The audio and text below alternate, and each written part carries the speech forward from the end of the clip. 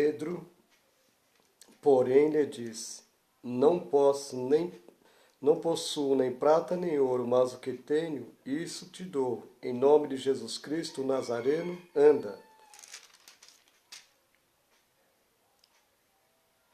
Pela fé em o nome de Jesus, é que esse mesmo nome fortaleceu a este homem, que agora vedes e reconheceis, sim. A fé que vem por meio de Jesus deu a este saúde perfeita na presença de todos vós.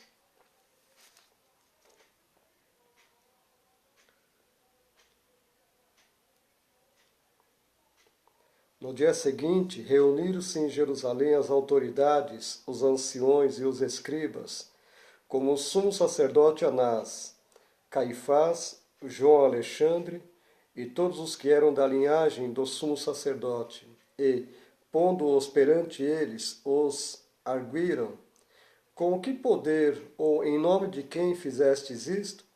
Então Pedro, cheio do Espírito Santo, lhe disse: autoridades do povo e anciãos, visto que hoje somos interrogados a propósito do benefício feito a um homem enfermo e do modo por que foi curado, tomai conhecimento vós todos e todo o povo de Israel de que, em nome de Jesus Cristo, o Nazareno, a quem vós crucificastes, e a quem Deus o ressuscitou dentre os mortos, sim, em seu nome é que este está curado perante vós. Este Jesus é pedra rejeitada por vós, os construtores, a qual se tornou a pedra angular. E não há salvação em nenhum outro, porque debaixo do céu não existe nenhum outro nome dado entre os homens, pelo qual importa que sejamos salvos. Ao verem a intrepidez de Pedro e João, sabendo que eram homens iletrados e incultos, admiraram-se e reconheceram que haviam eles estado com Jesus. Vendo com eles o homem que fora curado, nada tinham que dizer, em contrário, e, mandando-os sair do sinédrio, consultavam entre si. Eu fiz a leitura no livro de Atos dos Apóstolos, capítulo 3, o versículo 6, versículo 16, capítulo 4, do versículo 5 até o versículo 13. O poder do Espírito Santo e a transformação do Espírito. Nós vemos que os apóstolos e os discípulos estavam cheios do Espírito Santo. O Pentecostes foi algo marcante. A igreja estava no comecinho e eles haviam sido batizados pelo Espírito Santo. Os efeitos deste batismo foram imediatos. Pedro e João saíram e testemunharam de Cristo junto à porta do templo chamada Formosa. O Espírito Santo, ele dá poder para testemunhar. Ele mostra o caminho, o lugar, a forma. Com Pedro e João na frente do templo, o Espírito Santo realizou um milagre de cura para mostrar que o testemunho deles a respeito de Jesus Cristo era verdadeiro. Testemunhar de Jesus Cristo é o efeito primordial do batismo no Espírito Santo. E não há batismo no Espírito Santo que não produza testemunho. Esse testemunho é corajoso e eficaz no trabalho de ganhar as almas para o Senhor Jesus.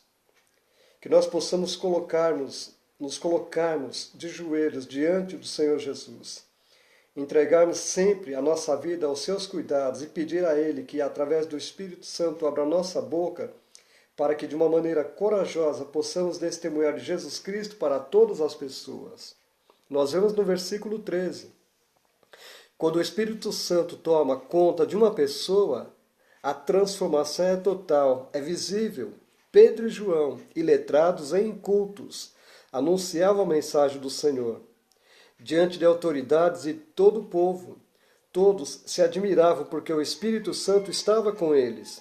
A condição para ficarmos cheios do Espírito Santo não consiste em cursos, em faculdade ou qualquer preparo especial. A condução é querer o Espírito. Quem não quer ficar cheio do Espírito, não o será. Mas quem quer, realmente o Espírito Santo ouve a sua voz e abre a porta do coração para ele. E quando o Espírito entra, então ele completa a transformação. A mudança é visível até os olhos dos incrédulos, porque o poder do Espírito transparece nas pessoas batizadas que foram por ele. Se você quer ficar cheia ou cheio do Espírito Santo, então dobre os seus joelhos e ore ao Senhor. Examine a sua vida. Entregue-se todos os dias aos cuidados dele, ao seu coração também, para que ele venha comandar. O Espírito Santo tomará posse da sua vida e ela será sempre uma bênção maravilhosa nas mãos do Senhor. O apóstolo Pedro, veja o versículo 16, por exemplo. Ele se utilizou de vários nomes do Senhor Jesus. Ele se utilizou de vários nomes do Filho de Deus. E cada um desses nomes tem o seu significado.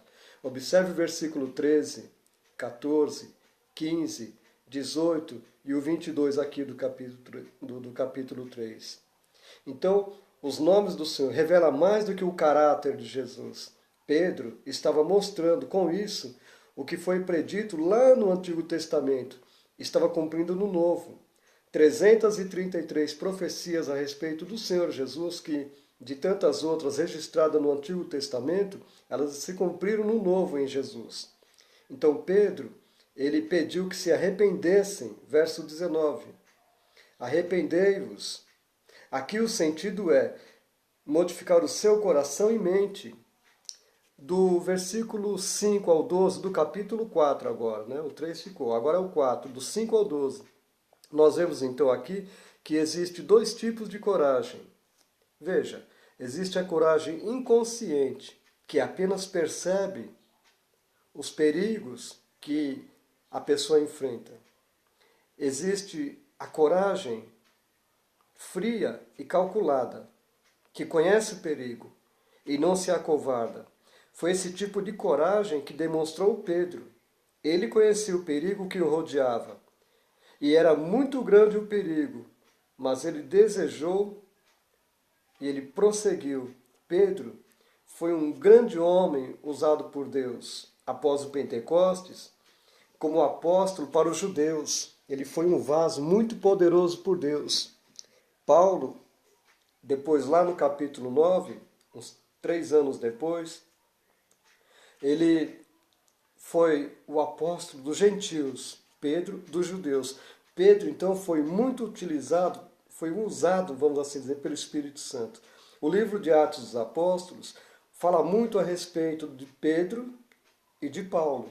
Fala de outras obras que foi feita, de outros atos que o Espírito Santo usou a igreja, os irmãos, mas o destaque em Atos dos Apóstolos são esses dois homens, o apóstolo judeus, que é Pedro, e o apóstolo dos gentios, que é o apóstolo Paulo.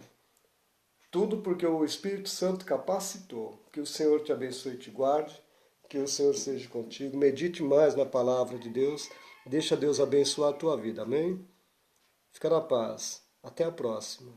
Amém.